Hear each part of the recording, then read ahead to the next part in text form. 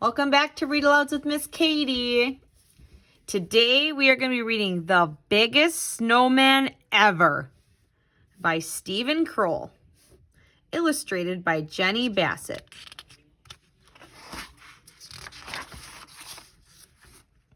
Once there were two mice who fell in love with the same snowman, and this is how it happened. On a bright winter day, the mayor of Mouseville announced the town snowman contest. Whoever makes the biggest snowman will win a prize, he declared. All the mice were excited. The judging of the contest will take place in 2 weeks, said the mayor. Good luck to all of you. I'm going to make a really big snow princess, said Penelope. I'm going to make a really big snow Martian, said James. I'm going to make the biggest snowman ever, said Clayton, the house mouse. His friend Desmond, the field mouse, frowned. No, you're not. I'm going to make the biggest snowman ever.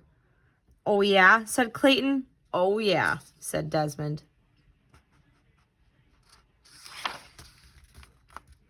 That night, it snowed and snowed. Huge drifts covered driveways, roads, and fields. It was the perfect beginning for a snowman contest. In town, Penelope began her snow princess and James began his snow Martian. Out in the country, Clayton and Desmond began their snowmen.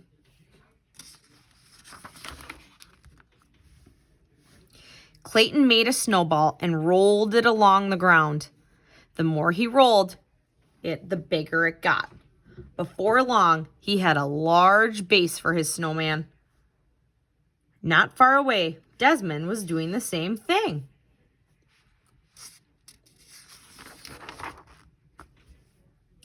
The next day, Clayton made a huge snowball for his snowman's belly. Not far away, Desmond did the same thing.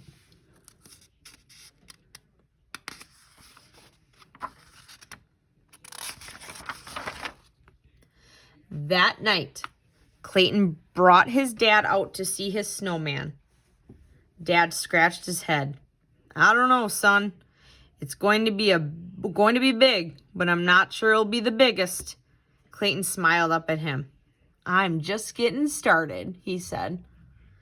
Dad whispered in his ear, if you want to work faster, use the wheelbarrow to carry the snow. A little later, Desmond brought out his Uncle Vernon. I don't know, said Uncle Vernon. It's going to be big, but it will not be the biggest. Desmond smiled. I'm just getting started, he said. Vernon whispered in his ear, if you want to work faster, use a wheelbarrow to carry the snow.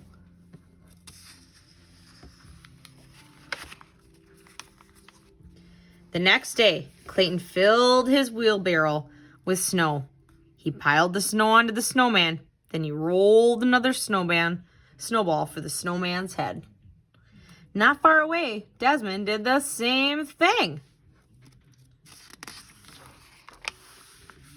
A few days later, Desmond ran into town to look at James' snow Martian and Penelope's snow princess.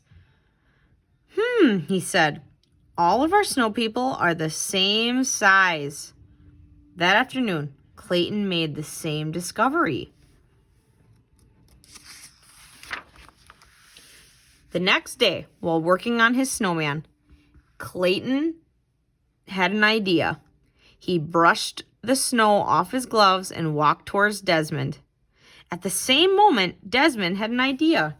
He brushed the snow off his gloves and walked toward Clayton. They bumped into each other and fell down. I have an idea, said Clayton. I have an idea, said Desmond. We should do this together, said Clayton. No one said we couldn't, said Desmond.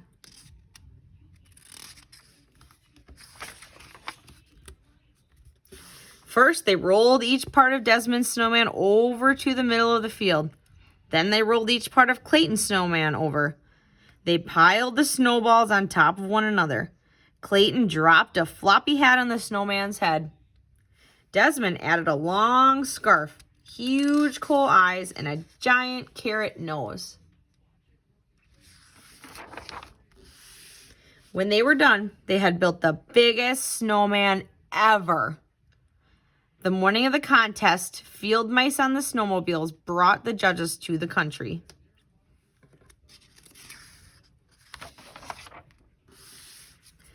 "You both win the prize," said the mayor, handing Clayton and Desmond a large wedge of Swiss cheese.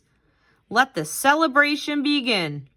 Everyone gathered to dance around the snowman, drink hot chocolate, and eat donuts.